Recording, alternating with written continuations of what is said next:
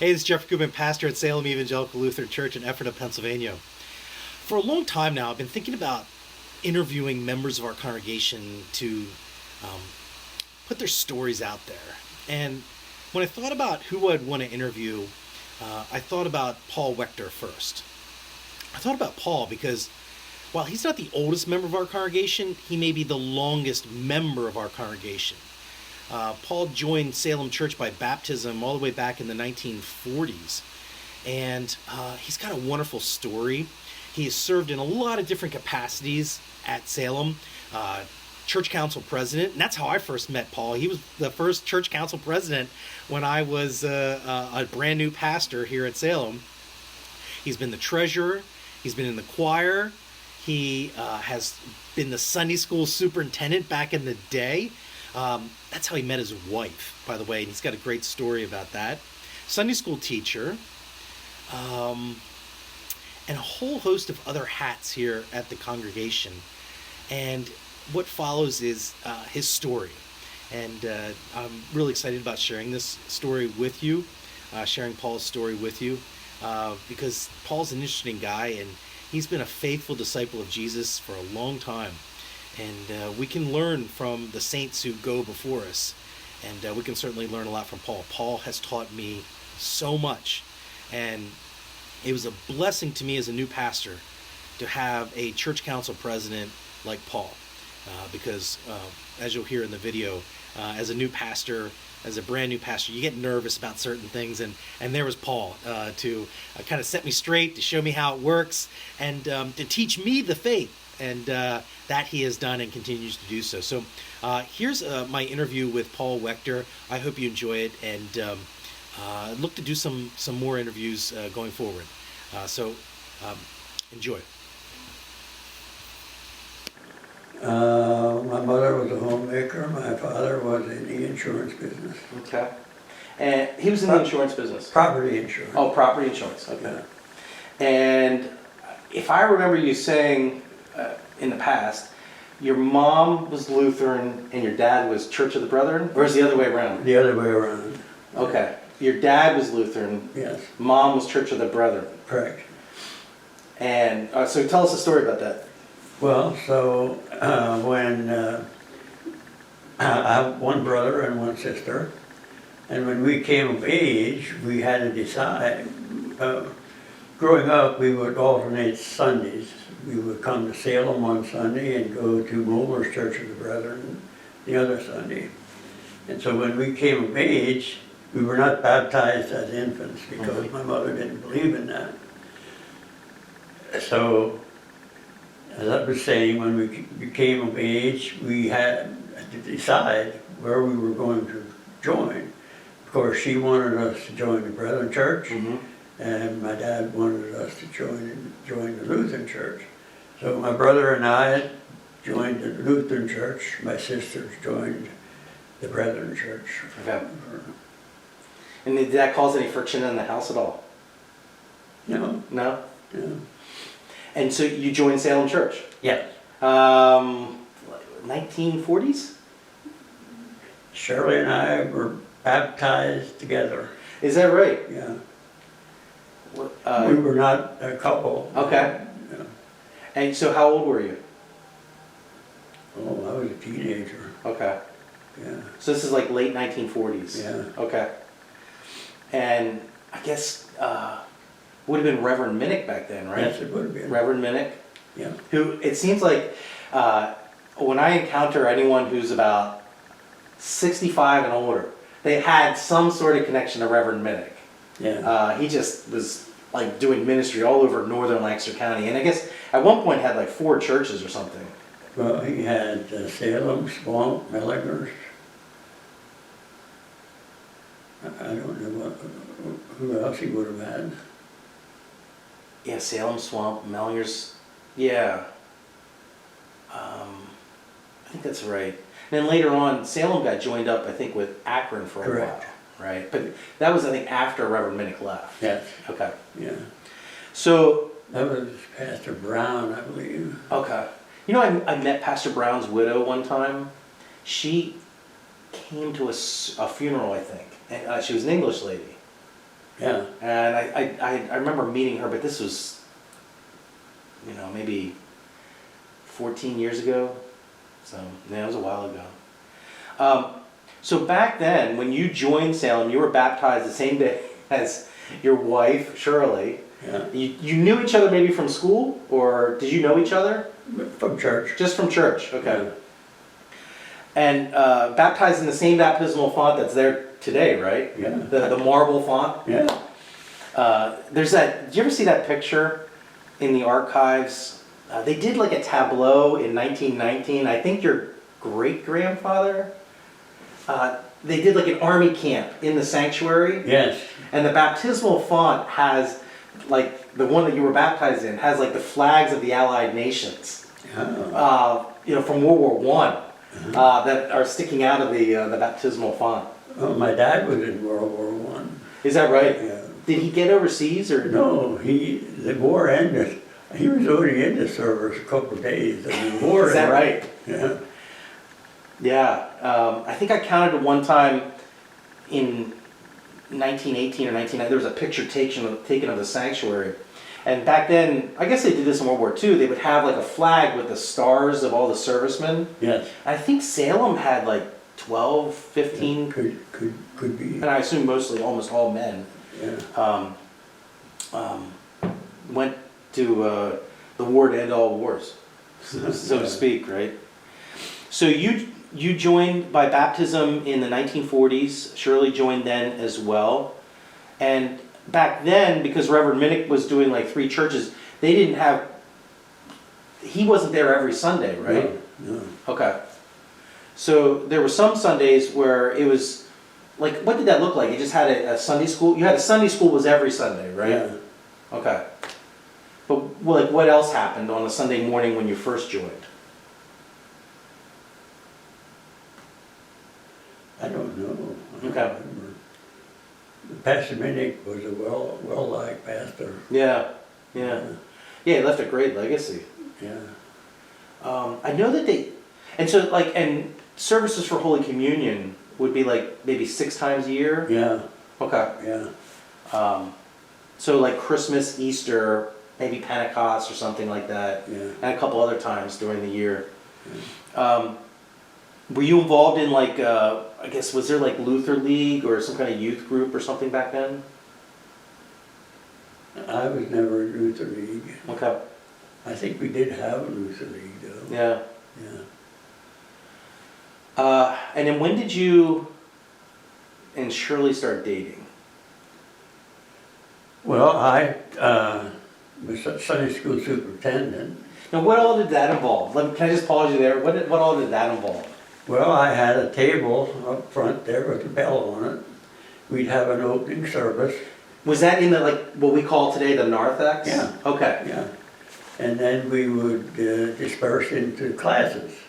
And I also taught a boys' class. I was young myself. I was like 19, and I was teaching boys in the early teens, right up front there in the first 2 or 3 pews on the organ side. Okay. And Shirley was the Sunday school secretary, and she would come around, with the offering envelope and the attendance book, and she would do that. And then when Sunday school the classes were over, she would come around and collect them. And I thought, well, this girl's pretty cute. I think I might like to get to know her better. Yeah. So we were playing softball. I was playing softball.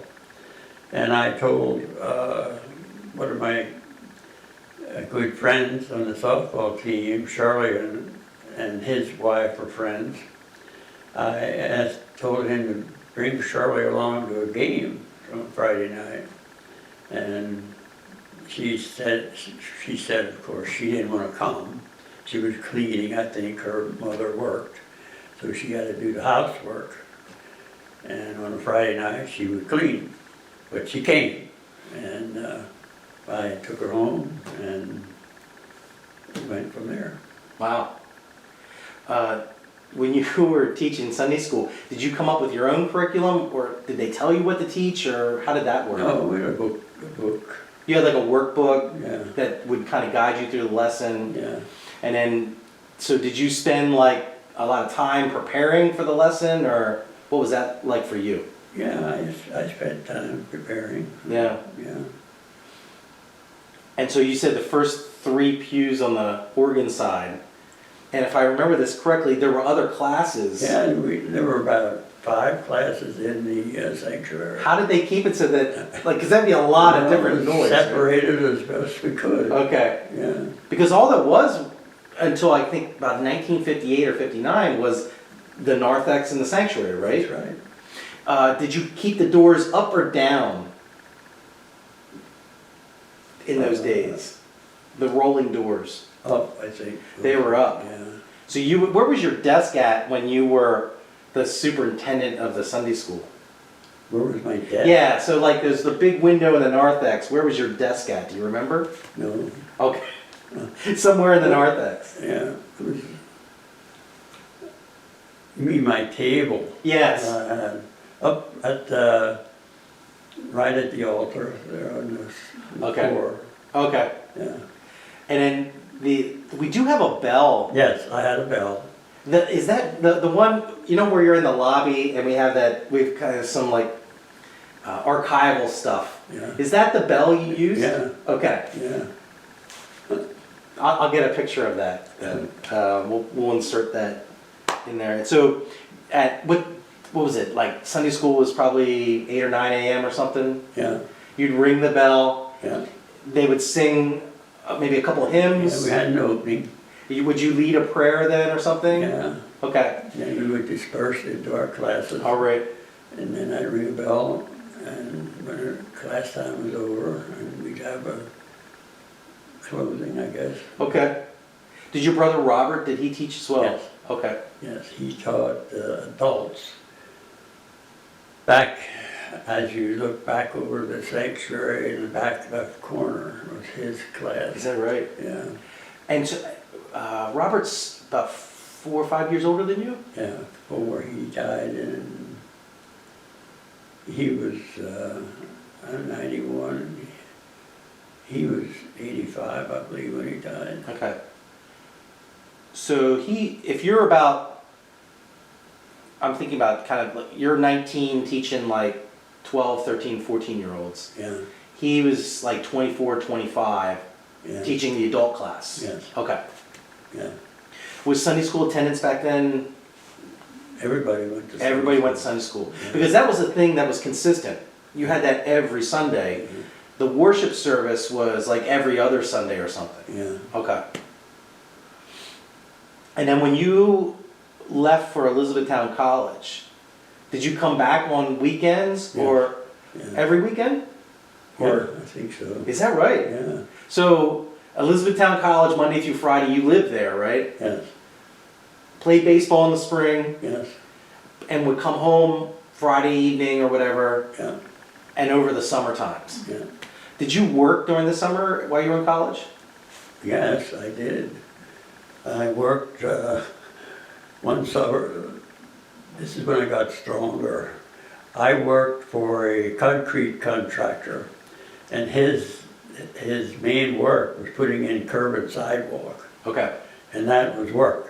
Yeah. You know, with digging iron and a pick and a shovel and hauling concrete, you know, wheelbarrow full of concrete, putting in basements.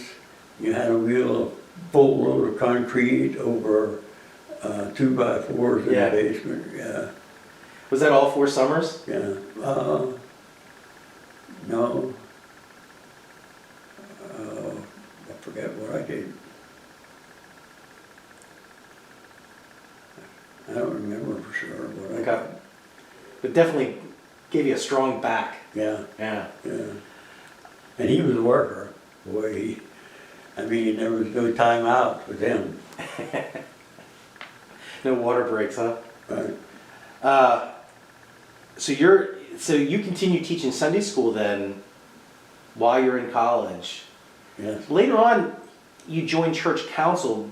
was that after you graduated college, got married, things like that, or were you on church council back in those days as well? I was in church council back in those days. Is that right? Yeah.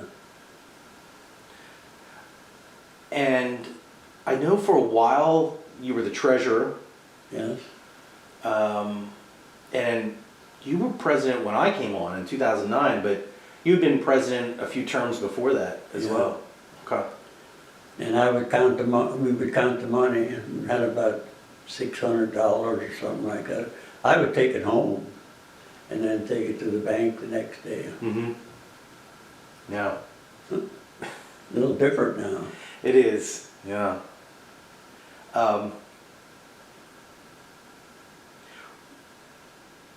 When you were on church council, what stands out for you in all those years that you were on council?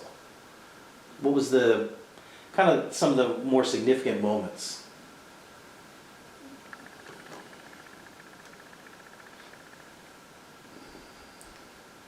I don't know. I know Aaron Hostetter, he would talk and talk, and council would run until 10, 11 o'clock at night. I remember that. Did he talk about anything significant or? Just ramble. Oh no. Yeah. You told me the story, and it's one of the stories that has always stuck with me. It was one of those stories that's instructive. You had said, I don't know, I guess it was maybe in the early 1960s, and the treasury of the church at Salem had run down to where there was question whether the electricity could be paid. Yeah. Something like that. Yeah.